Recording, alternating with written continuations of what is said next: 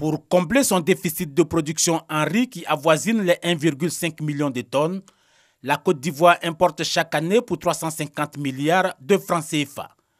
Des dépenses lourdes que le gouvernement cherche à éviter avec la mise en œuvre de sa stratégie nationale 2020-2030. Stratégie qui préconise des variétés de riz à fort rendement et l'emploi de fertilisants adaptés.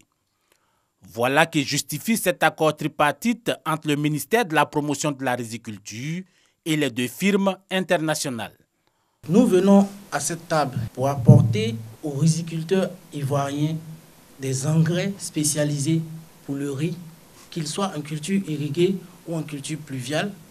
Mais au-delà de ces engrais que nous pouvons mettre à la disposition de ces riziculteurs et du ministère, nous venons avec du conseil et de la connaissance que nous sommes prêts à mettre à la disposition des leaders de poules et des riziculteurs en Côte d'Ivoire. Des engrais de qualité à mettre à la disposition des paysans en vue de compenser la perte des éléments nutritifs des terres, mais surtout une assistance technique en matière de suivi des itinéraires.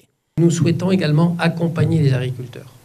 C'est pour nous essentiel, en les formant à la connaissance de nos produits, en les formant à l'utilisation de nos produits, aux bonnes pratiques agricoles, pour leur permettre d'utiliser les bons produits aux bonnes doses et au bon moment. Cet acte de signature qui combine ces deux expertises signifie à terme un approvisionnement efficient en produits phytosanitaires et en intrants et une plus grande productivité des exploitations rizicoles. Ce partenariat devrait in fine entraîner des profits plus élevés, notamment pour les riziculteurs.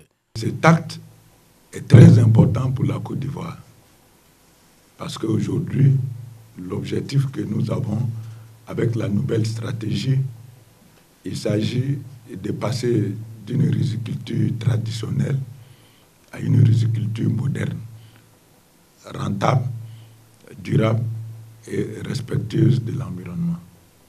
En densifiant son offre en matière de production de céréales, il s'agit pour l'Afrique et donc pour la Côte d'Ivoire de régler cette question devenue forcément anxiogène.